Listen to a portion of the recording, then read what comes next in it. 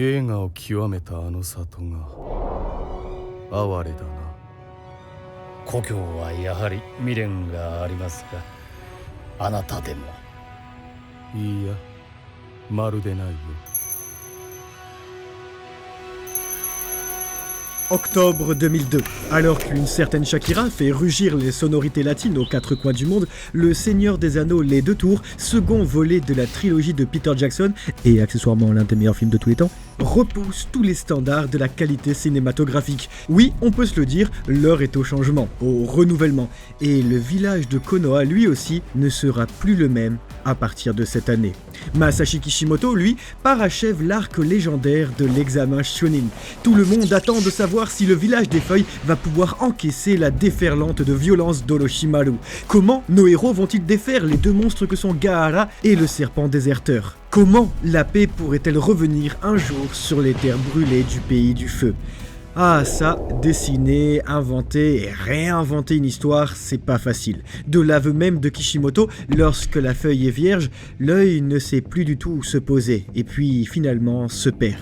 Mais avec une marque, on arrive immédiatement à se concentrer. C'est pourquoi, regardez, ici, là, hop là, elle est claire quand même, elle est claire. Abonnez-vous, non? Là, vous arrivez à vous concentrer si vous cliquez. Abonnez-vous s'il vous plaît, activez la notification. D'ailleurs, mini parenthèse, merci beaucoup à tous ceux qui ont rejoint la chaîne depuis ces analyses sur Naruto. C'est un véritable plaisir, j'ai l'impression d'être un ninja de la légende.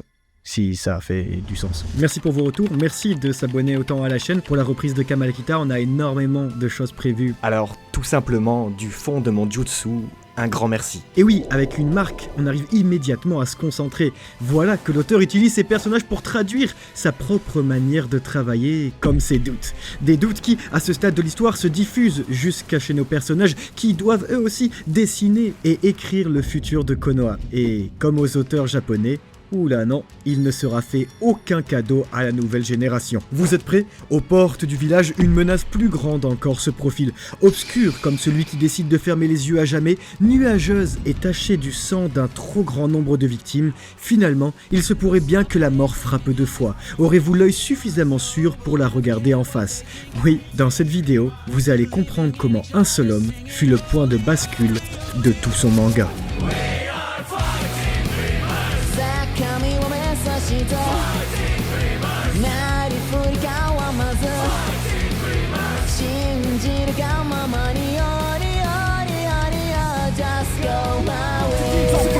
Fire right here, right now. Pump on us like a tongue liner right here, right now. Put the kid to get the fire ban.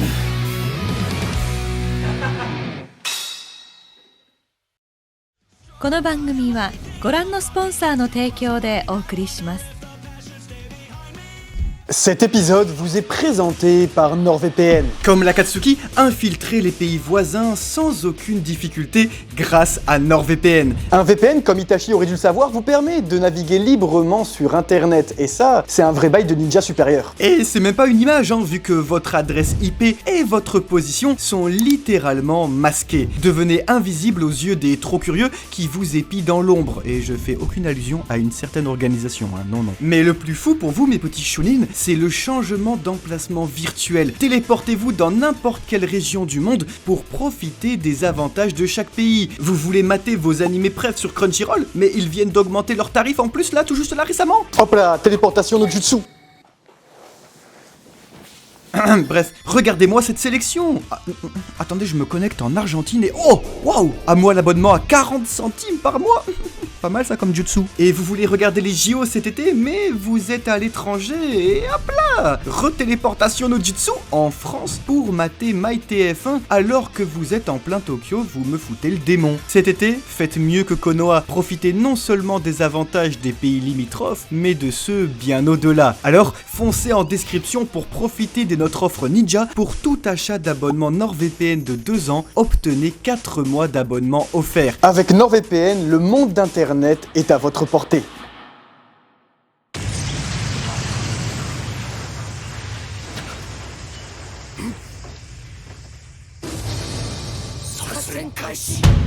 Et oui, mesdames et messieurs, dans l'analyse précédente, nous nous étions arrêtés pile au moment culminant de l'examen Chunin. Cette montée en tension s'exprime par la présence d'Orochimaru, l'un des plus puissants ninjas, qui vient prendre en otage Hokage, le troisième du nom, Hiruzen Sarutobi. Tandis que le village du sable, Suna, vient de s'allier avec celui du son Oto pour faire tomber Konoha. Les victimes se comptent par centaines et Kishimoto va décider à partir de cet instant d'opter pour une narration alternée entre les deux intrigues. Et oui, parce que la première victime de l'assaut, c'est bien le village. Et Konoha, capitale du pays du feu, s'effondre déjà sous le poids écrasant combiné de la constriction du serpent et de la tempête de sable. Ça, l'auteur l'insémine dans l'esprit du lecteur en une seule case. En effet, situer l'espace reste primordial pour comprendre les enjeux de l'intrigue. Et Kishimoto, maître des adages et surtout des conseils systématiques pour débutants qu'on a bien dû lui faire parce que fait de la part des éditeurs du Jump, applique une des règles d'or, jongler entre plans rapprochés et larges afin de situer l'action dans l'espace. Voilà donc qu'avec cette seule case, l'auteur introduit l'échelle internationale de l'événement, dessert le cadre pour nous signaler l'importance des enjeux. C'est comme ça qu'on fait un travelling sur papier. Finalement, c'est un blockbuster que nous nous apprêtons à étudier. Et sans crier gare, voilà que le titan bestial apparaît à Konoha et enfonce ses fortifications. Ça va, c'est sorti 7 ans avant, je sais. Okay. Symbole et animal totémique d'Orochimaru, le serpent est invoqué par ce dernier pour causer des dégâts à grande échelle dans le village, mais surtout occuper une majorité de ninjas confirmés, rien que ça. Le déserteur à sang-froid convoque également 4 jeunes ninjas portant les mêmes cordes traditionnelles de vœux autour de leur taille. Les disciples du maître maléfique l'enferment donc lui et le Hokage dans une immense barrière impénétrable. Ouais, Kishimoto conclut son arc de tournoi par un pur combat en 1v1. Alors bien sûr, dans un premier temps, ces 4 ninjas sont avant tout un prétexte à l'intimité du champ de bataille. Mais il s'agit en réalité de personnages très importants et lors de ma relecture, j'étais très content de les revoir là. Oui, ce seront les antagonistes principaux de la prochaine analyse, s'il vous plaît. Je sais que vous savez. Mais ce que je trouve habile, c'est que Kishimoto avait prévu la petite centaine de chapitres qui allaient venir, le tout sans leur faire dire un seul mot. Parce que je vous rappellerai que le tout se fait lorsque Orochimaru ne s'est même pas dévoilé comme étant celui derrière le Kazekage. Pas mal. L'auteur se montre jusque-là plutôt doué dans la dissimulation, ou même le camouflage des ficelles de son intrigue. C'est un ninja ou quoi?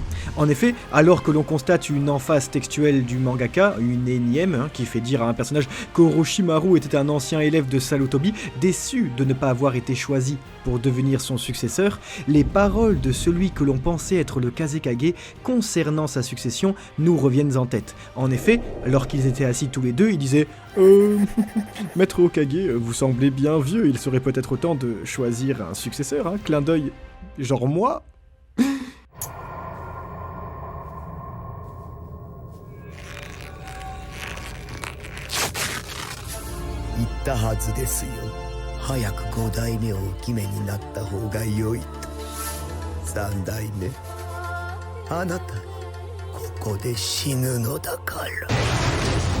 En plus donc d'être une très belle pique, cela constituait bien sûr un foreshadowing.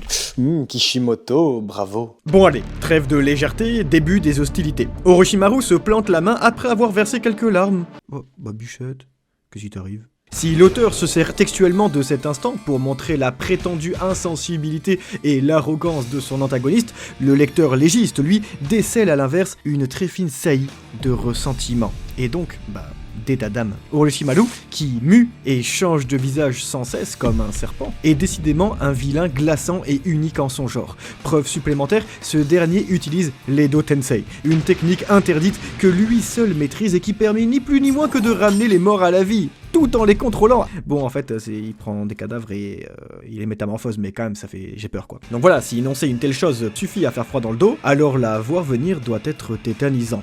Alors qu'un cercueil affublé du mot 1 sort du sol, puis un deuxième affublé du mot 2, nous comprenons qu'il s'agit des anciens Hokage de Konoha. Et Hiruzen Sarutobi, ça, il le sait aussi.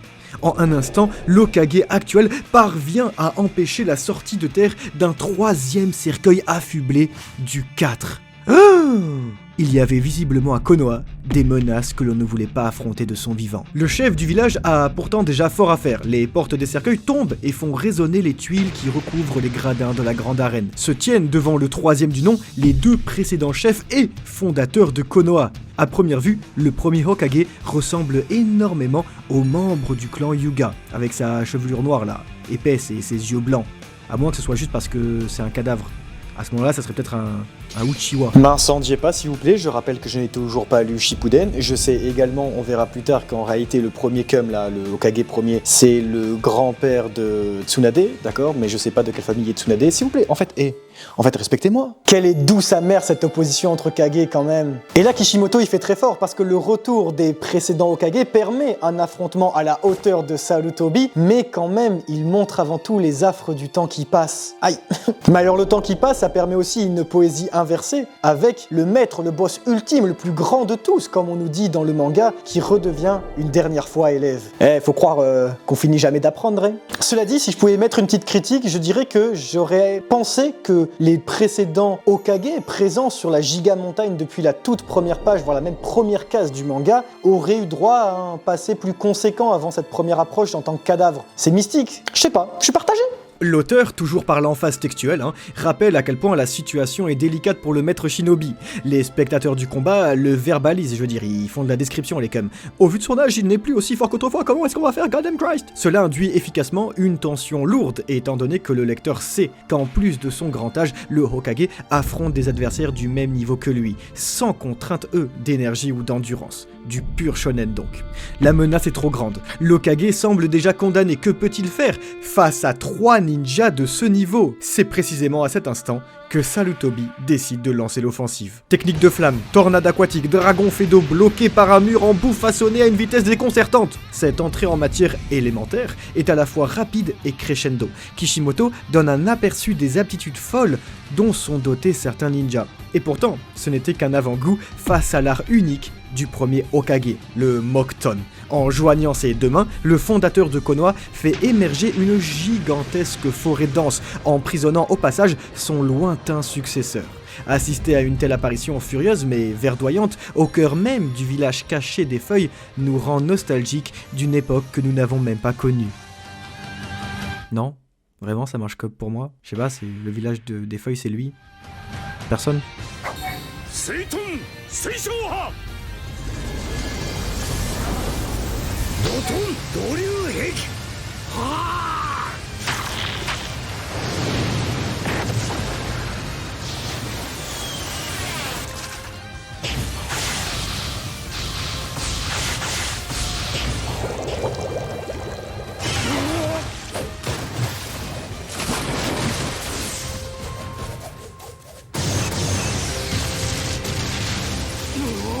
Mais surtout, à ce stade de l'histoire, une question nous vient forcément en tête. Comment cela peut-il être seulement possible? Faire jaillir de l'eau, de la boue ou une forêt en plein milieu du béton, et cela de manière ex nihilo. Alors, on est où là-haut? C'est la nature ou un sort qui crée cette vie? Au Japon, la séparation entre le profane et le sacré est très importante. Et souvent, comme dans de très nombreuses cultures et légendes, à travers les époques, c'est la forêt qui délimite ces deux pans de la réalité. Il n'y a qu'à voir Princesse Mononoke pour le comprendre. Forêt est égale Dieu, et homme coupe la forêt. Il réduit sa foi, littéralement. Protégé par la sève, les écorces et les feuilles, c'est le sacré, le monde des dieux. Au dehors, c'est le profane, le monde des humains. Une croyance qui ne sort pas de nulle part puisqu'elle est directement ancrée, par exemple, dans l'agencement de Kyoto, la capitale historique du Japon. Vraiment, quand vous allez au temple, tout en haut de Kyoto, vous voyez à quel point c'est flagrant et que quand on voit cette grande forêt comme ça, on peut que se dire, je suis désolé, il y a des dieux dedans. Ça fait trop peur, je veux dire, ça paraît si grand. Alors peut-être qu'ici, Kishimoto nous indique que les capacités du chakra dépassent la nature et donc sont d'ordre surnaturel. Mais alors, ça veut dire que si le village des feuilles est ce qu'il est, c'est grâce au Mokuton? Et qu'en gros, les Hokage peuvent interagir sur un biome bien après leur mort? Comme les amiraux dans One Piece? Et en plus, Sarutobi, il est en train d'invoquer Enma, comme dans One Piece. Est-ce que ce que je viens de faire, c'est pas genre le pire truc pour faire chier des fans de Naruto? Non, pour être plus sérieux, avec le personnage d'Enma, l'auteur joue avec la signification du nom de Hiruzen Sarutobi, le singe sautillant. Et c'est à ce moment-là que l'on comprend que Kishimoto, c'est un chirurgien de dialogue. Et il profite de l'invocation d'Enma pour lui faire évoquer le passé dans lequel Hiruzen n'avait pas tué Orochimaru. Avec l'auteur, rien n'est laissé au hasard, et chaque intervention voit son potentiel heuristique être rempli pour apporter du lore sans pour autant créer des scènes supplémentaires. C'est vrai, le singe là, il aurait pu arriver et dire « Ah, ça va mon ref, ça fait longtemps. Non, directement il arrive, il fait « Eh oh, on est où là oh, si je suis là, c'est parce que t'as pas réussi à le buter. Oh, eh oh oh oh !» On perd pas de temps, c'est bien, c'est ça c'est Kishimoto, ça c'est mon fils. Je veux dire, le mec a littéralement créé des codes shonen que l'on retrouve absolument partout aujourd'hui. Ironique quand même quand on sait que c'est le mec qui disait à ses potes à la fac que devenir mangaka serait juste impossible. Et pourtant, qu'est-ce qu'il aura bossé le Boog? Y a pas de miracle les amis, faut juste travailler. Il s'est comparé aux autres, il a pas arrêté de progresser. Le mec est un forcené. Et pourtant, c'est un mec comme vous et moi, juste il y va, il s'arrête pas. Il allait jusqu'à même louer une cassette au vidéoclub par jour pour s'inspirer. Et ça, le cinéma, vous l'avez vu dans les 2 premières analyses et on est loin d'avoir fini. Qu'est-ce que c'est important pour les mangaka? Je préfère vous le dire dès maintenant, ok, entre nous, que ce soit clair. Kishimoto, tout ce qu'il ingurgite, il recrache, mais saupoudré de quelques feuilles d'or. Un bel exemple survient lorsque Orochimaru, en plein combat, invoque, Ou plutôt vomit, ce gros dégueulasse là. l'épée mythique de Kusanagi. Dans la cosmogonie japonaise, cette épée est retrouvée dans le serpent Yamata no Orochi. Si vous avez suivi nos analyses One Piece, vous savez de quoi je parle. Mais ce qui est vraiment malin de la part de l'auteur, c'est qu'en plus d'être lié à Orochi, Maru, cette épée est comme le sceptre chez les rois de France, l'un des 3 artefacts légendaires qui marquent la légitimité du trône. 3, c'est le nombre d'élèves de Sarutobi et des ninjas légendaires avec Jiraiya et Tsunade. À eux 3, ils représentent la légitimité du trône d'Hokage. C'est pas un trône, je sais. Nous les apercevons d'ailleurs pour la toute première fois enfant dans les pensées du 3e du nom. D'ailleurs dans l'opening c'est trop beau. Vraiment c'est trop beau quand c'est fait, à chaque fois je pleure. C'est l'un des grands messages de Naruto. Les générations se renouvellent mais se ressemblent. Et ce, jusqu'à leur plastique. La fille, le garçon extraverti foufou tête blonde et le Dark Sasuke Diablo X9. Oh non Diablo, tu manques. Dire qu'il faisait des vidéos quand même quand Naruto était en publication hebdomadaire, waouh. Toutes les générations sont présentes dans cette pensée de l'Hokage, et donc dans son cœur. Le plus important alors, nous le comprenons, est d'apprendre des erreurs de ses aînés. Et Orochimaru, lui, nous le voyons, avait commis l'irréparable il y a bien des années en effectuant des expérimentations sur des sujets humains du village de Konoha, causant donc leur mort accessoirement. Ça arrive. Dans cette parenthèse du passé, l'auteur en profite en parallèle pour bâtir sa mythologie. Nous voyons les 3 Sannin, enfants, mais aussi les amis du père de Naruto, ou encore ceux de Kakashi. Ils sont tout le temps 3. À ce stade, je n'ai toujours pas tout lu. Je te vois. Ne me spoil pas en commentaire. Arrête! Mais il apparaît inévitable que le serpent et les 2 autres anciens disciples de Sarutobi mènent bientôt une lutte à mort pour le titre de Hokage. En tout cas, voyez comment Kishimoto apporte à la fois de la densité, de l'épaisseur et de la profondeur à son univers, uniquement grâce à un seul combat. Des shonen neketsu, j'en ai lu, et autant vous dire que là, je suis aux anges. Je suis aux anges. Je suis heureux, hein. Est-ce que je vous ai déjà parlé d'Harry Potter? Alors oui, on en a déjà parlé lors de l'analyse précédente, mais Kishimoto avait pas fini de s'inspirer de l'œuvre de J.K. Rowling pour le fameux serpenteux plein de malice, Orochimaru. Alors que ça fait déjà 2 ans que la Coupe de Feu a été publiée, on comprend que Orochimaru, lui aussi, tout pâle, heureusement il a un nez quand même, lié au serpent, cherche en réalité l'immortalité. Comme Voldemort, Orochimaru va changer de corps, changer de réceptacle pour continuellement changer de vie. Pour cela, il a besoin d'hôtes à contrôler. Malgré le fait que j'adore ce personnage, c'est décidément un de mes personnages préférés de toute l'œuvre pour l'instant, je le trouve fantastique. Je dirais que je suis un peu déçu de cette caractérisation de personnage qui manque peut-être un peu de souffle, mais bon, à nouveau, ça a quand même été écrit à l'an 2000, donc... Celui qui aurait pu créer une quête vengeresse absolument remarquable, bourrée de non-manichéisme finalement, parce que voilà, jeunesse frustrée, on y viendra, il y a plein de choses très intéressantes, va rester cantonné sur le personnage classique méchant qui veut jouer à Dieu en faisant un pacte avec le diable. En gros, ce que je veux dire, c'est que pour tous les vices qu'il a commis, il mérite d'être vaincu. Voilà. C'est déjà un méchant qui, pour moi, est directement rentré dans la case « tu dois clamser parce que t'es trop méchant ». Ne serait-ce pas peut-être la première fêlure dans l'écaille du serpent? Le combat continue. Sarutobi est clairement désavantagé face à des shinobi de ce calibre. Et pourtant, il reste le dieu des ninjas, le plus grand de tous. Et il s'apprête à le démontrer. Après un enchaînement de signes incantatoires complexes que l'auteur illustre intégralement, de façon très didactique, et oui, c'est ça la force de Naruto. C'est comme le Kamehameha avant lui, il faut bien que les petits-enfants reproduisent le manga dans la cour de récré. Allez, hop hop hop les mioches, Katon, la boule de feu, faites ça devant papa, comme ça au moins lui aussi lit le manga. Le 3e du nom utilise alors une des techniques techniques les plus dangereuses du monde, le Shikifujin, ce qu'on peut traduire par l'emprisonnement du dieu de la mort. Et oui, elle permet de convoquer ni plus ni moins que le dieu de l'au-delà et de lui offrir des âmes en offrande. Avec cette technique, il est dit que seules les personnes à l'origine du jutsu peuvent apercevoir cette entité terrifiante, preuve d'une létalité quasi assurée, que ce soit pour l'ennemi ou pour l'utilisateur lui-même, vous allez voir. Rien ne semble pouvoir donc arrêter cette figure cryptique inspirée des costumes de Oni au théâtre traditionnel kabuki. Alors, Kishimoto ne convoque pas vraiment la mort, mais bel et bien sa représentation donc dans un art, ce que je trouve assez brillant, puisque ici dans le manga, le médium papier, Kishimoto ne peut que représenter la mort qui elle-même n'a pas de visage, que sous une autre représentation en amont dans un autre art. En domptant cette entité, le dieu des shinobi parvient à dominer la mort, ce qu'a toujours cherché à réaliser son disciple en vain. Et oui, ça c'était pour la pique de tout à l'heure. Dans la famille Kishimoto inspire tout le monde, je demande s'il vous plaît la mention subtile du 4e Hokage par Sarutobi avant de sceller sa propre mort, et cela en une phrase. Tout comme Barbe Blanche, l'homme le plus fort en son temps, juste avant de mourir, pensait à son 4e Hokage, son Roger de son univers. D'ailleurs, la couverture du chapitre 137, qui dévoile pour la première fois la plastique du 4e Hokage, aux côtés de Sarutobi, a une étonnante vibe de la couverture du chapitre 597 de One Piece, qui sortira presque une décennie plus tard.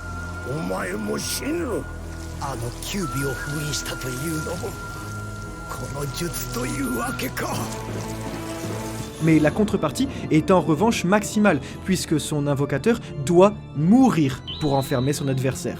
On comprend d'ailleurs que Sarutobi est si fort que 2 de ses clones dupent le dieu de la mort lui-même afin d'emporter avec lui les corps du 1er et 2e Hokage. Mais une fois cela fait, il doit s'occuper de la réelle menace, Orochimaru. Dans un corps à corps aussi épique que brouillon, en raison de l'urgence de la situation, le singe atteint le serpent, lui agrippant son âme. Mais alors que le déserteur est aux portes de la défaite, il pourfend son ancien maître dans le dos avec l'épée de Kusanagi. Tout un symbole donc, vu que c'est un des signes de la légitimité du trône, et qu'elle plante celui qui est sur le trône, par celui qui désire le trône. Mais même devant la mort, le chef de Konoha ne lâchera presque rien. En donnant sa vie, il parvient tout de même à sceller la capacité d'Orochimaru à pratiquer le ninjutsu. Le voilà maintenant humilié car devenu inoffensif. Et encore une fois, le manga Naruto a posé les bases de ce trope dramaturgique. Rengoku devant Akaza, Yamamoto Genorusai devant Aizen, tous ont été inspirés par cet instant fatidique sur le toit de la reine de Konoha. Je veux dire, Rengoku avec l'épée, le bras, en lui, avant de mourir, essayant quand même de prendre la vie de l'autre, non? Je vous l'ai dit, hein, c'est du cinéma sur papier. Nous en avons une nouvelle illustration avec la tentative d'Enma d'empêcher le sabre de pénétrer son maître avec un raccord triptyque absolument délicieux qui permet un travelling en 3 temps, droite-gauche, de la main sur le sabre jusqu'à sa pointe dans le corps. C'est brillant, c'est beau. La décomposition du temps comme ça, c'est waouh. Après Harry Potter, il y a bien des notes de Star Wars dans les lettres de chez Kishimoto, avec le vieux maître tué par son élève qu'il regrette de voir plonger dans le côté obscur. À cette époque, en 2002, l'attaque des clones cartonne au cinéma. Et ça sort pas de nulle part, hein. L'année dernière, il avait acheté un lecteur DVD dernier cri pour pouvoir aller au vidéoclub et regarder tous les films qui cartonnent du moment. Des mentions des films populaires de chaque année, ça, il en fait beaucoup. Bref, les pages se tournent et le temps passe. Jiraiya, qui vient d'arriver, sent le vent tourner pour son maître. À cet instant, il devient la personne la plus âgée et forte de Konoha. Et donc, dans un manga, la nouvelle cible à abattre dans l'ordre Neketsu des choses. Je veux dire, je serais le premier étonné s'il clame pas. Mais vous me direz, c'est un peu le Riley de Luffy, et Riley, je le vois pas clamser non plus, donc voilà. Et alors oui, je vous le disais en début de vidéo, si l'ancienne génération se bat au sommet de l'arbre pour régler leur vieille rancœur, la nouvelle génération va également tout donner pour préserver leur avenir. Et bien qu'ils ne soient pas encore Chunin, les aspirants shinobi font eux aussi face à la menace et au péril que constituent les ninjas de Suna. Au cœur des gradins, dans les artères même de Konoha, Pakun, le chien de Kakashi, bon, fait certes rire par le trope désuet de la bête insignifiante égocentrique là, mais voilà, c'est un bain de sang. Nos héros ont définitivement quitté l'enfance en participant à ce conflit ninja armé. Ils font partie, comme les shinobi de rang supérieur, du dispositif de riposte du village des feuilles, face au village combiné du sable et du son. Pas étonnant alors que ce soit le personnage qui ne se permet aucune superficialité qui soit mis en avant d'abord. Shikamaru. Plongée, contre-plongée par des choix de découpage, Kishimoto rappelle que ce petit ninja a l'esprit bien vif et nous indique déjà qu'il est un atout de poids dans cette bataille. Non, vraiment, les contre-plongées sur lui, c'est... Oh, vraiment, il y a une perspective et on l'étudiera avec le flashback de Sasuke dans sa maison. Trop beau, je veux dire, on est loin du premier profil absolument dégueulasse de Shikamaru dans le manga. Comme disaient les sensei, lors de son duel, lui, il sait s'arrêter. Lui sait qu'un combat n'a de nécessité que lorsque le danger est réel. En rejoignant l'équipe 7, il offre alors une vision claire du plan pour vaincre Suna. Une clarté d'esprit que l'auteur retranscrit parfaitement dans son découpage d'explications. Si vous vous rappelez bien, dans l'analyse précédente, on avait vu à quel point Shikamaru était le personnage qui, de par sa flemme, ne parvenait pas nécessairement à gagner la bataille, mais remporter la guerre, puisque un combat, ça ne se fait pas qu'au temps présent. Alors ok, le mec est débilement intelligent, mais lorsque l'heure du devoir arrive, là, le tir au flanc, il tire plus au flanc. Tenez, voilà la page de couverture du chapitre 135. Là, comme ça, elle vous dit peut-être rien. Mais écoutez, sur la pointe d'une herbe, devant l'infini du ciel, une fourmi. Ok. Si c'est un peu flou pour vous, sachez que ce que je viens de vous lire, c'est un haïku, écrit par Ozaki Ozai, à la fin du 19e. Les haïkus, ce sont des poèmes très courts au Japon. Oui, les haïkus, pas les haku. Dans une spiritualité de l'instant présent, donc, cette poésie minimaliste par la taille se veut géante par l'émotion qu'elle transmet. C'est tout un nindo chez les Japonais. Et Kishimoto, lui, il fait ça par le dessin. Ah, les mangas, c'est de l'art quand même. En attirant et tendant un piège à l'escouade d'Oto, le jeune homme sait qu'il n'a aucune chance de s'en tirer vivant.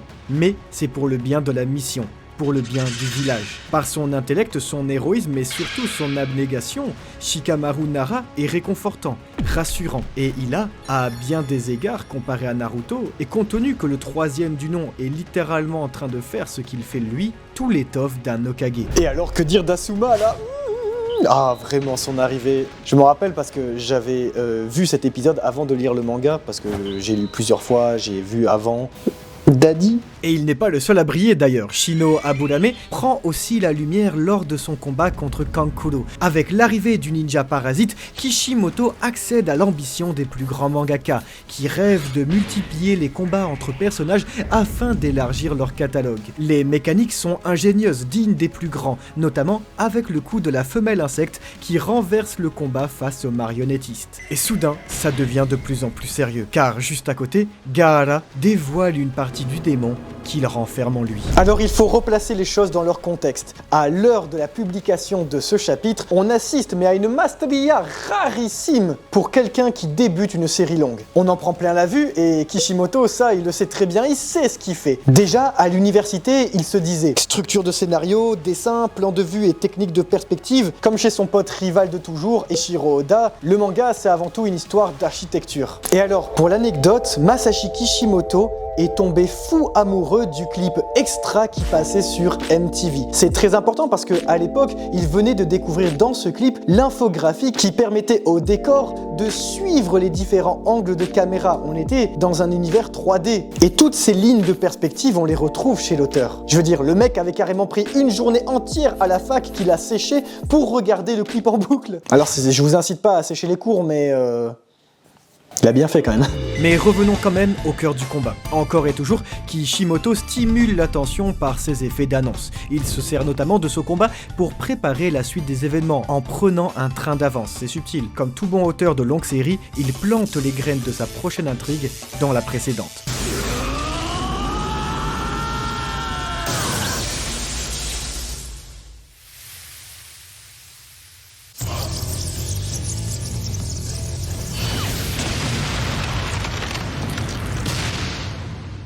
Ainsi, alors que c'est Sasuke qui s'oppose d'abord à Gaara, nous comprenons que son frère Itachi a assassiné sa famille. D'abord, on savait qu'il fallait tuer un homme, ensuite on a appris que c'était son frère, et maintenant on sait que ce frère c'est Itachi. Ok. Sa haine est force motrice pour lui, une notion capitale pour les arcs suivants. D'ailleurs, lorsque le jeune Uchiwa utilise les 1000 oiseaux, technique de Kakashi qu'il avait montré contre Orochimaru lors de la seconde analyse, qui était là, il laisse donc la marque d'Orochimaru le consumer pour avoir suffisamment de chakra et terrasser son adversaire. Et je trouve ça très intéressant, parce que au lieu de montrer juste que c'est un besoin de puissance immense dont a besoin Sasuke pour pouvoir venger sa famille et donc rejoindre Orochimaru par envie, ici le fait par nécessité, parce que si il ne faisait pas les 1000 oiseaux pour la 3e fois, alors il y laissait sa peau. Ainsi, c'est plutôt par la fatalité que Sasuke se voit obligé de laisser la marque le consumer, et donc de se laisser séduire par le serpent. L'auteur introduit ici donc subtilement son besoin grandissant de force, et pourtant il nous dupe à ce moment-là, puisque l'intrigue croisée avec le Hokage 3e du nom sur son toit là,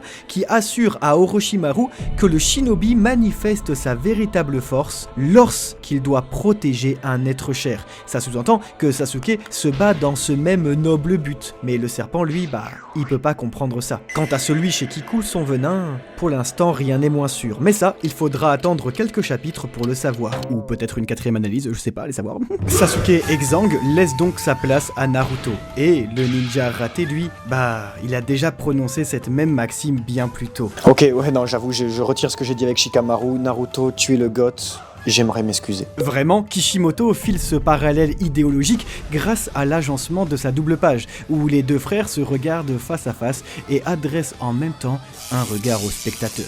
Les éditeurs du Jump le rabâchent souvent, mais le regard du personnage, c'est statistiquement ce qui accroche le plus les lecteurs. Et ça, Kishimoto le sait très bien, de source sûre même, puisque ses propres amis lui ont dit un jour que ses mangas n'étaient pas aussi bien que Slam Dunk. Ok, sympa les potes. En effet, les invitant chez lui, il leur avait posé la question « Pourquoi est-ce que mes mangas, vous trouvez pas ça aussi cool que Slam Dunk ?» Simplement, ils avaient répondu « Parce qu'on sent que toi, t'écris pour toi et tu penses pas aux autres. » Waouh. Alors il avait compris. Plus que jamais ici, le manga, c'est l'art de divertir. Et ils savent pas ce qu'ils ont fait les deux potes là. Parce qu'à ce jeu-là, Masashi Kishimoto, c'est devenu un crack absolu. Comme nous l'avions décelé dans l'analyse précédente, Gaara se veut comme Haku, un concurrent au titre de la backstory la plus triste. Et franchement, il est bien dans le top 3. C'est formidable pour Naruto, à la fois le manga et le prota, qui doit sans cesse relativiser son propre drame. Les grandes œuvres ont de grands méchants. Comprenez à quel point cela est voulu par l'auteur. Sasuke a perdu ses parents, mais son frère les a tués. Haku a perdu ses parents, mais sa mère a tué son père. Gaara a perdu ses parents, mais son propre père voulait le tuer. Naruto a perdu ses parents, mais son père est un héros. Bon, même si le personnage n'en a pas pleinement conscience, il a déjà la sagesse de la nuance, une ambivalence, une fausse symétrie que l'auteur saisit par la plume, avec un raccord dans l'axe sur l'épée qui reflète l'un et l'autre. Regardez si c'est pas beau. Même 8 studios ils s'en sont inspirés avec Thorfinn. Je rigole, mais quand même. Ou encore Gaara, enfant qui pleure comme Naruto au tout premier chapitre. Kishimoto connaît l'importance du trait clair, lui qui a longuement étudié les SB. Mais si, vous savez, les super deformed characters. Ça, si vous voulez faire du manga, c'est ultra capital. C'est minimiser votre personnage en un chibi afin de lui donner, en un trait tout simple, une histoire entière et une personnalité. L'idée est la suivante, si on reconnaît votre personnage en chibi de manière très minimaliste, votre personnage est réussi. En passant, un bête de conseil si vous voulez faire du manga d'ailleurs. C'est d'ailleurs le SB de Ninku qui a grandement influencé l'auteur de Naruto. Pour lui, c'est la combinaison parfaite entre seinen et shonen, pour ce que ça vaut. Et ce qui est juste fou, c'est que le chara designer officiel de l'anime Naruto n'est autre que Nishio, l'auteur des Ninku. Alors je sais pas si vous réalisez d'avoir le mec qui était votre idole du dessin travailler pour vous dans votre adaptation animée là, la consécration de zinzin. Mais tout ça pour vous dire donc que Kishimoto il sait pertinemment interpeller le lecteur avec un simple regard. En une simple case, on comprend que le regard de Sasuke, de Naruto, ou celui plein de désespoir de Gaara retranscrit leur volonté de se surpasser. Vous savez, on en a déjà parlé, mais ça reste un des top conseils de la part des éditeurs, à savoir le regard d'un personnage et la meilleure façon d'accrocher un lecteur. Je dis ça par pur exemple, mais bon, tiens donc, mettre ici le kanji de amour au-dessus d'un œil rempli de haine, ça en dit très long sur un personnage qui en réalité est plus complexe qu'il n'y paraît. C'est comme ça qu'on en arrive à un final aussi poignant entre les deux ennemis. Le réceptacle du démon renard apprend de ses ennemis et les pousse à apprendre de lui. Naruto se place donc dans l'héritage de Haku et surtout du troisième Hokage qui usaient tous les deux de leur force pour protéger ce qu'ils aiment. Alors que l'on veille sur 3 personnes ou des milliers, quelle différence, hein? Ça fait aucun doute. Le Nindo de Naruto, sa voix du ninja, semble être le bon chemin à prendre. Mais avant de parler du registre de l'émotion, parce que j'allais pleurer quand même là, un mot sur celui de l'épique. Le combat entre Shugaku, le démon géant de sable de Gaara, et Gamabunta est réellement impressionnant. C'est dans le manga la première occurrence du registre kaiju, propre à la culture japonaise, où des créatures géantes s'affrontent. Kishimoto ouvre les échelles de plan, produit des doubles pages vertigineuses. Les forêts deviennent de l'herbe, le duel devient catastrophe naturelle. Et le petit Gamakichi, il est tout petit, il est comme ça. Il dit oh papa s'il te plaît, aide Naruto quand même, c'est le ref, c'est mon fraté, il vient jouer à la play tous les jours et tout. Au bout d'un moment on l'invite non? Vraiment les crapauds c'est sous-côté. Et c'est ainsi, au climax du combat et dans un magnifique parallèle, que Naruto, grâce à son entraînement avec Jiraiya, vainc le démon des sables avec son invocation, tandis qu'Hiruzen Sarutobi rend son dernier souffle pour défaire Orochimaru. La double page de cet instant historique aura marqué à tout jamais le monde du manga. Mais rentrons enfin dans le nœud du débat, le Tolk no Jutsu. Gaara, au sol, hurle qu'il a connu trop de tourments pour ne plus exister, là j'avoue on est d'accord. Naruto, à bout de force, rampe jusqu'à son ennemi pour lui dire qu'il comprend sa haine, que lui aussi a connu l'horreur de la solitude, mais il lui rappelle surtout qu'il ne lui a fallu qu'une poignée de personnes pour l'extraire de la torpeur, et à Suna, ils sont déjà là. L'amour existe, alors nous existons. Gaara, ébranlé dans ses convictions comme le sable se désagrège, ne veut plus s'opposer à Naruto. J'ai toujours entendu que ce héros était un personnage niais, trop pacifiste avec ses adversaires, mais laissez-moi vous dire que ce dialogue, je l'ai trouvé d'une justesse touchante, surtout que bon, ce sont des enfants qui se parlent, je rappelle, hein. Et encore une fois, je le trouve d'une virtuosité graphique rarement égalée. Naruto, parce qu'il a conscience du caractère systémique des inégalités qui structurent son monde, sait que sa lutte sera aussi politique. Il faudra parler pour gagner, pour voir le monde changer. Donc ce Tolk no Jutsu, moi, je le trouve même nécessaire. Justement, Kankuro et Temari arrivent auprès des deux ninjas avant de fuir chacun de leur côté. Gaara s'exprime alors une toute dernière fois dans un triptyque à couper le souffle, parce que s'il s'exprime, c'est pourtant sans aucune parole. Mais alors comment fait-il, vous me direz? C'est simple. Première case, un jour. Deuxième case, je le connaîtrai. Troisième case, sans mots, sans parole ni rien, un insert cinématographique sur la marque de son front, l'amour. Voilà, un jour je le connaîtrai, l'amour. L'auteur vient de se servir de la plastique d'un personnage comme bulle de dialogue. Franchement, je vous le dis avec l'accent, si j'étais japonais à l'époque, d'un point de vue textuel, plastique, j'avais lu ça comme ça, c'est brillant. Et j'aurais probablement pleuré d'ailleurs pendant des semaines à cause des funérailles de Sarutobi. En effet, Hokage 3e du nom a perdu contre Orochimaru, en tout cas celui-ci a pris la fuite avec, tiens donc, le quartet du son. Et oui, tiens donc, ne serait-ce point un foreshadowing pour la 4e et dernière analyse de Naruto chez Kamal Ekita. Merci Kishimoto d'avoir pensé à moi un petit peu quand même. En bref, cette cérémonie, que l'on devine très protocolaire et importante, montre un nouveau rouage de la mécanique politique du village. Mais le moment est surtout prompt à l'émotion. Kakashi senpai koso Obito-sanへですか。いつも遅刻の理由を考えるくらいならもっと早く来てあげればいいのに。 Dans un découpage qu'à ce niveau-là j'appellerais carrément montage alterné, l'on découvre comment le 3e a inspiré toutes les générations de Konoha, comment Iruka a calmé sa fureur, ou comment Jiraiya, plus proche que jamais de Naruto, a réussi à croire en lui. Du côté d'un Kakashi, attristé mais resté isolé, la mention est faite d'un certain Obito. C'est sans doute le 3e ninja que nous voyons sur la couverture du chapitre 16, et au chevet du ninja copieur. Oui bon, j'arrête pas de le répéter, je me suis arrêté à Kakashi Gaiden, donc je sais qu'Obito, c'est lui qui est mort sous le rocher. Non, Obito, qu'est-ce que tu fais? Meurs pas sur un rocher. Donne ton œil avant. Enfin, nous découvrons la théorie du Hokage. Tous les habitants de Konoha, tous les humains, sont reliés entre eux par un lien invisible, celui de l'attachement et de l'amour. Ce lien spirituel entre les gens, précieux au Japon, est souvent représenté par une corde rouge. Ce lien est justement décrit, tiens donc, comme un brasier latent, qui nourrit la flamme de la volonté et fait tournoyer les feuilles du village de Konoha. Ce lien, pour lequel on est prêt à se battre, est la pierre angulaire des ninjas. Un ninja qui ne respecte pas son équipe n'en est pas un. Et ça, Kakashi comme moi, on vous le disait dès la première vidéo. Le ninja, animal martial et politique, a pour mission de créer des liens. Peut-être qu'après tout, celui qui a réussi à le faire durant cette guerre déchirante deviendra à son tour le plus grand de tous. La guerre est terminée, certes, mais Konoha ne va pas avoir beaucoup de temps pour panser ses plaies. Sur les hauteurs du village, toujours en proie au chaos, nous découvrons ce qui semble être Itachi, le frère de Sasuke, dans une tenue que nous n'avions jamais vue jusque-là, obsidienne et affublée de nuages rouges.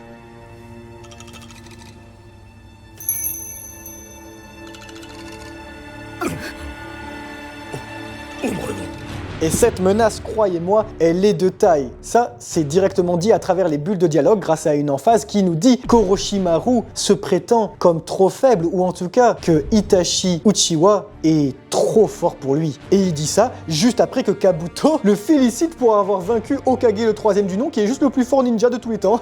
Ok. Vous vous rappelez les leviers de puissance que maîtrise parfaitement dans la hiérarchie shonen le bon vieux Kishimoto? Le mec est imbattable. Alors que dire d'un tel ninja? Oui, je crois les amis qu'il est temps d'introduire le loup dans la bergerie. Accompagné de Kisame Oshigaki, du village de la brume, qui rappelle donc très vite avec sa plastique la menace de Zabuza, Itachi Uchiwa parvient à infiltrer Konoha en profitant de l'absence d'un Hokage. Néanmoins, ils sont rapidement repérés et confrontés par les Jonin, Asuma, Kurenai et Kakashi.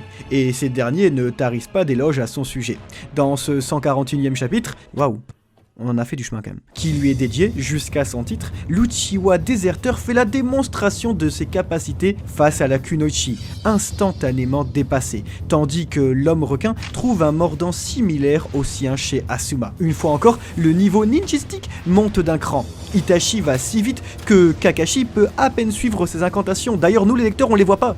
Et ça, je trouve ça génial. Sauf erreur de ma part, je crois que c'est le premier personnage qui réalise des incantations de manière si rapide qu'on ne les voit même pas. Il est tellement classe que les incantations sont exprimées de manière uniquement orale, sans qu'il bouge. Je veux dire, ce mec, c'est obligé que c'est le genre de gars qui paye des skins ultra stylés dans les jeux. Alors, si le ninja copieur rééquilibre un peu la balance, ça ne dure qu'un temps. Par le découpage, qui prend même le temps d'un diptyque entre Sasuke et Dodo et Itachi, au regard décidément meurtrier, Kishimoto indique qu'il va se passer quelque chose de grave.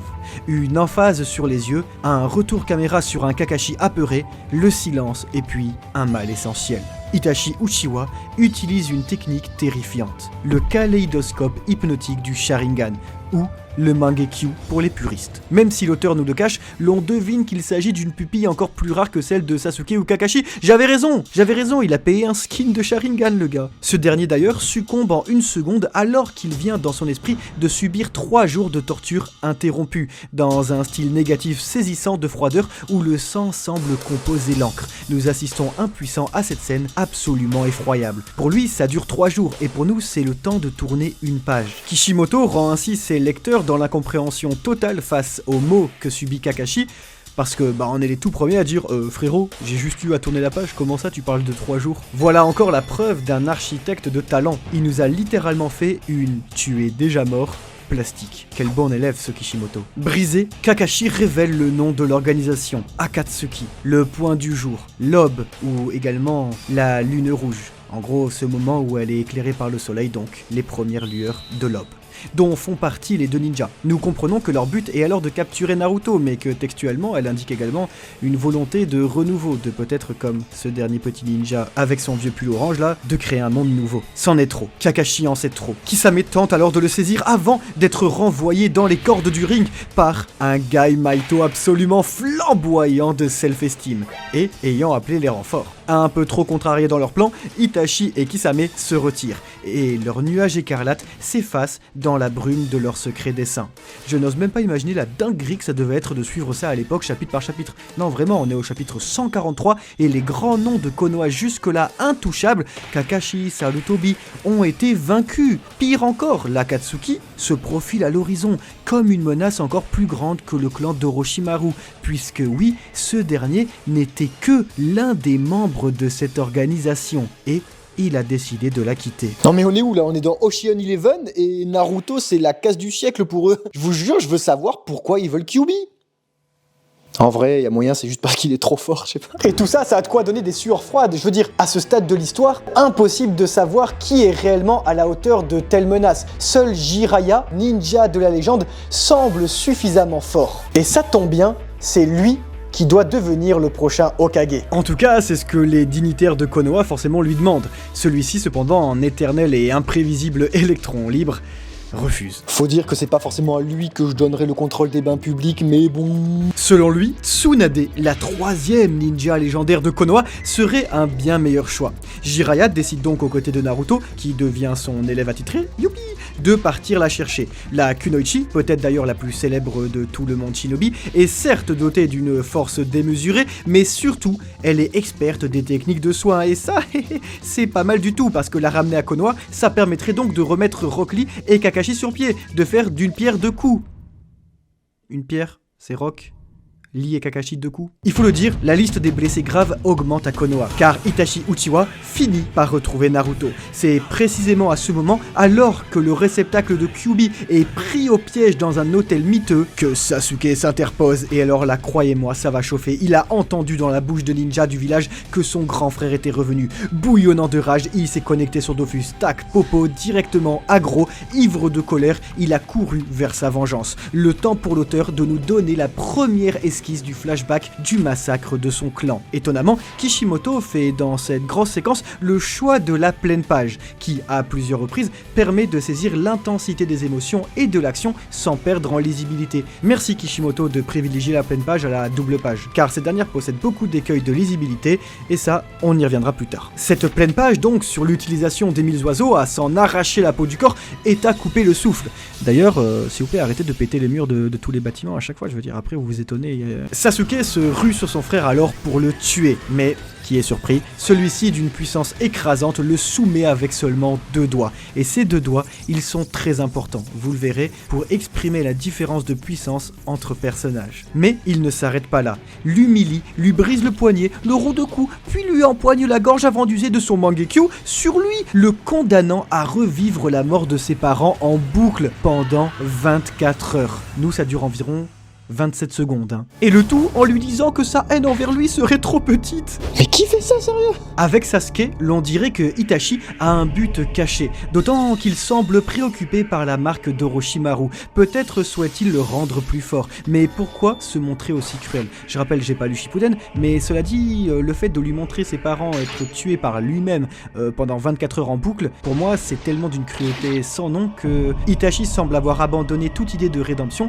et souhaite plus que rendre son petit frère accro à la vengeance pour qu'il ne pense qu'à lui, pour qu'il puisse être battu et être libéré de sa vie qui est un fléau permanent, voilà, je sais pas. Cela dit, mention spéciale à la mise en scène de l'auteur, notamment dans le flashback donc de Sasuke, je vous le disais précédemment, avec ici le sang des parents de Sasuke qui coule vers lui alors que nous adoptons son point de vue. Regardez comment le sang y coule, l'attention aux détails quand même. Le tout en courte focale, ça se voit qu'il regarde du cinéma, ça se voit, il en regarde même beaucoup. La focale est beaucoup trop courte, on est dans de l'expressionnisme allemand des années 20, regardez-moi ces perspectives déformées tellement la focale s'éloigne du point de vue de l'œil humain. Ou encore avec son emploi du contre-champ, certes bon, c'est un peu too much, mais c'est toujours aussi intense sur le papier.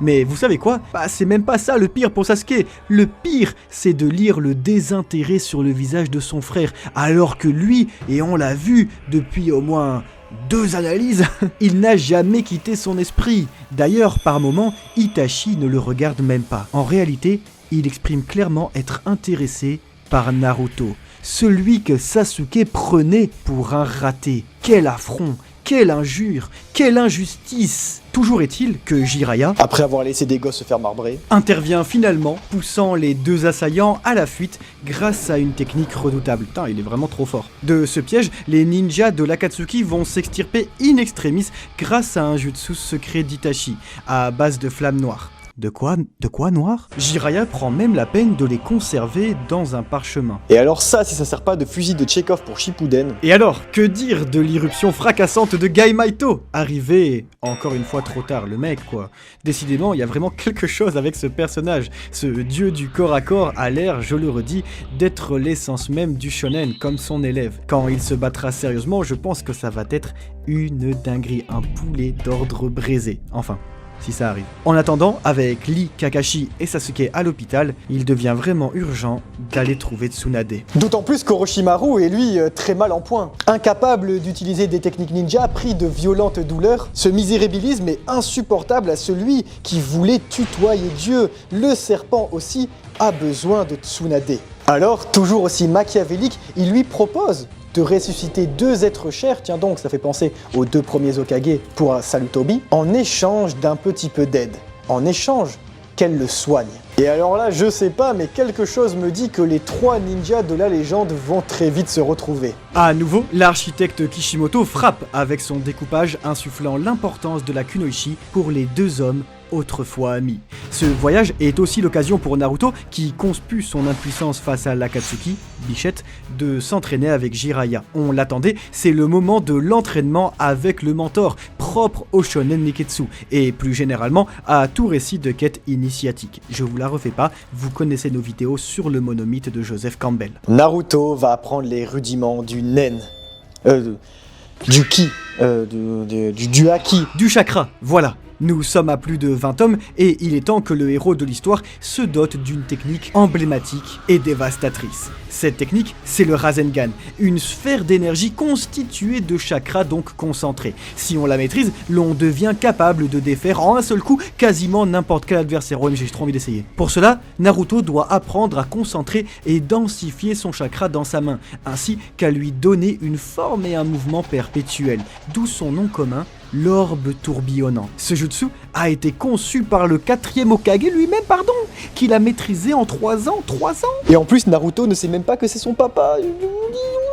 C'est trop shonen. Ainsi, Jiraiya est à la fois le professeur du père comme du fils. Ça, c'est directement inspiré de Star Wars, la guerre des étoiles, et plus particulièrement du personnage d'Obi-Wan Kenobi, le maître Jedi, qui est à la fois le professeur du père Anakin Skywalker, qui deviendra Vador, mais également de son fils Luke Skywalker. Ainsi, sur 2 générations différentes, Jiraiya comme Obi-Wan sont, selon Joseph Campbell, la figure de mentor sur 2 temporalités différentes. Ce manque de repères revient d'ailleurs brutalement heurter l'orphelin dans les rues de la ville, lorsqu'il observe un père partager une glace avec son fils. Qu'est-ce que c'est touchant et efficace, une glace qui devient la métonymie d'une relation perdue. Et qu'est-ce que c'est beau de voir quelques pages plus tard, après les efforts acharnés du ninja fluo à l'entraînement, Jiraiya lui offrir cette même glace, devenant donc son mentor et son tonton spirituel. Un nouveau lien tissé qui ne brise pas cependant le premier noué, puisque c'est bien Iruka Sensei qui lui offrait déjà de la nourriture, mais qui également dans l'esprit de Naruto lui donnait la clé de la technique grâce à la feuille, symbole de concentration certes, mais surtout de Konoha, de Sarutobi et du premier Hokage, que l'on retrouve d'ailleurs sur la couverture du 158e chapitre, entouré donc naturellement de ces feuilles. Son regard patient, comme une adresse au lecteur, traduit ce qui semble être l'attente de la réponse de Tsunade. 様待ってくださいよなんだか浮かない顔でこの町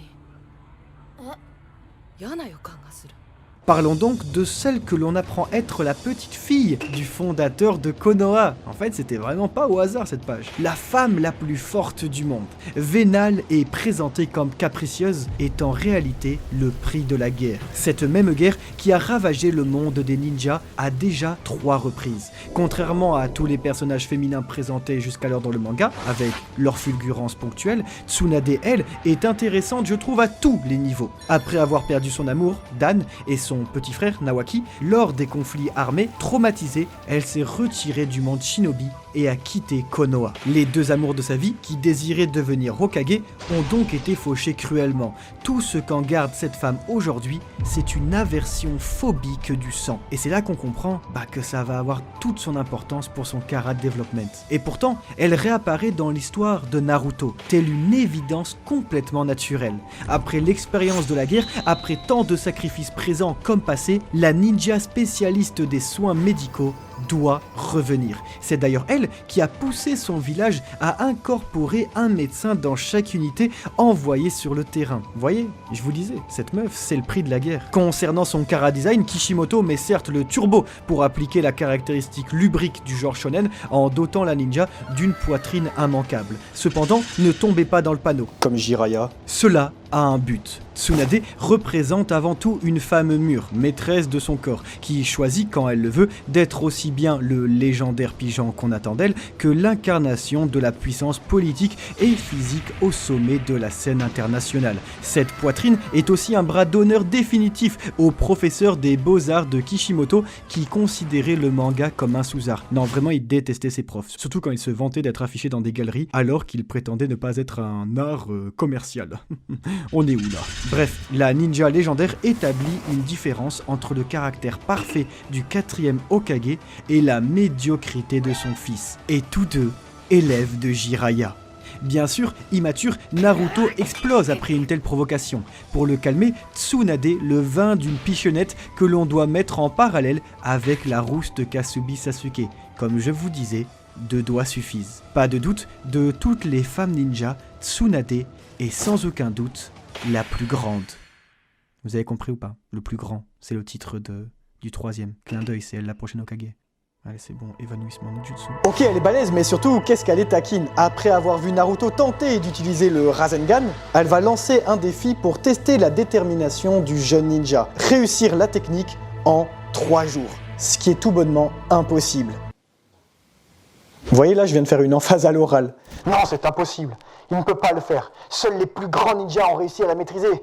Son père, Hokage au 4e, l'a fait en 3 ans, alors 3 jours. Masaka. Mais ce qui est le plus intéressant, c'est que c'est la même deadline que lui a laissé Orochimaru pour effectuer son choix. On remarque ici que l'auteur va transposer les états d'âme de la shinobi sur Naruto. En fait, elle aussi est en stress. Inévitablement, tout le monde se retrouve dans un immense champ de bataille pour en découdre, tandis qu'Orochimaru, Tsunade et Jiraiya s'affrontent avec leurs invocations, élevant au passage encore la dimension épique de l'œuvre par le gigantisme et son registre kaiju. Naruto occupe comme il le peut le sadique Tompa. Kabuto, je veux dire. Dans sa détermination pour vaincre Orochimaru, Tsunade nous offre une superbe pleine page comme on les aime chez Kishimoto. De 1, elle vainc son aversion pour le sang, prouvant ainsi qu'elle est prête à nouveau à soigner les gens sur un champ de bataille et donc à devenir ce pourquoi on est venu la chercher. Et ça, de 2, elle le fait en voyant Naruto comme l'héritier de la mémoire de son petit frère et de son amant. Et c'est là que l'impossible se produit, que le shonen opère. Comme contre Zabuza, Naruto se laisse perforer la main et devant Tsunade, pulvérise Kabuto en réalisant son tout premier orbe tourbillonnant. Bravo!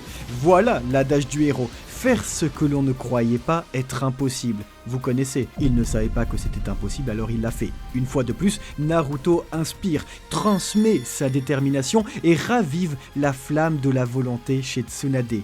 Transpercée et charcutée par Orochimaru, qui veut à tout prix se débarrasser de l'hôte du démon renard, elle l'envoie quand même au tapis et affirme, recouverte du sang qui lui faisait peur jadis, enfin sa volonté de devenir le 5e Hokage de Konoha. Enfin, bravo, décidément!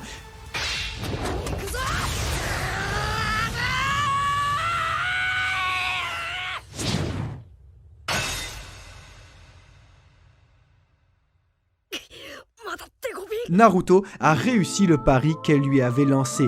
Quand on veut, on peut tout accomplir. Après la pichenette, la tendresse. Pour remercier l'imprévisible shinobi, Tsunade l'embrasse sur le front, ce même baiser symbolique que Dan lui a posé et qu'elle faisait à son petit frère disparu. Voyez ainsi ce moment comme une superbe métonymie du changement chez la ninja légendaire. Après son tonton, Naruto retrouve une mère spirituelle, car elle le fait rentrer dans sa famille, tout comme l'entièreté du village de Konoha. Ok, certes, tout semble rentrer dans l'ordre, mais insidieusement, le poison a lentement fait son effet. Ce poison, c'est celui de la jalousie. J'ai gardé cela pour la fin, car je trouve ça absolument brillant. Depuis des chapitres et des chapitres, des tomes et des tomes, Masashi Kishimoto s'est servi des rancœurs du passé pour forger la plus importante de son œuvre. N'avez-vous rien remarqué ? Depuis un moment déjà, Naruto et Sasuke suivent une trajectoire inversée. Les parallèles sont évidents mais discrets. Naruto et son démon intérieur sont sur une pente ascendante, gagnant en puissance et en estime. Sasuke et la marque maudite qu'il porte, en revanche, plonge irrémédiablement. Ce sont deux courbes tout à fait inversées. L'un avait tout pour lui, mais ne se satisfaisait pas, tandis que l'autre cherchait juste quelque chose qui pourrait l'aider à progresser. Avec son Sharingan, aveuglé par son désir de vengeance, le jeune Uchiwa n'a rien pu faire ni face à Gaara, ni face à Itachi. Contre qui Naruto, lui, s'est pourtant illustré. Alors, être dépassé par le cancre du village, c'est déjà quelque chose. Mais être dépassé par son seul ami, c'est insupportable. Chidori, les 1000 oiseaux d'un côté, et Rasengan, orbe tourbillonnant de l'autre. Chacun ont leur technique fétiche. Tout annonce une opposition violente entre les deux ninjas. Mais si je vous disais que ce Shim, Kishimoto l'avait prévu et annoncé depuis très longtemps. Oui, aujourd'hui ça paraît normal, mais à l'époque de cette lecture hebdomadaire, c'est vraiment quelque chose. Si nous découvrons Sasuke rongé par l'amertume envers Naruto au chapitre 173, nous pouvions imaginer tout ça dès le tout premier tome. En effet, avec les invocations du combat entre les trois Sannin, sachant que les invocations dans le monde Shinobi ont une portée totémique et que Kishimoto adore les parallèles de génération, nous pouvons comprendre que l'auteur avait glissé des foreshadowing absolument partout. Ouvrez les yeux, si cette imagerie sera réutilisée à plusieurs reprises tout au long du manga, c'est bien sur la page du couverture du chapitre 4, sorti en octobre 99, que le maître représentait Sakura, Naruto et Sasuke, respectivement sur une limace, un crapaud et un serpent. Alors, sachant que Sakura va devenir l'élève de celle qui possède une limace, sachant que Naruto possède déjà le crapaud, ça fait froid dans le dos. Et ce, dans exactement la même pose que les trois légendaires, déchirés de rancœur au chapitre 170, ou même sur la page de couverture du chapitre 153. Regardez toutes ces illustrations. Chapitre 6, 16, 24, 75, 152, 162. Tout était sous nos yeux depuis le début. Nous pouvions anticiper des années à l'avance la désertion de Sasuke pour Orochimaru.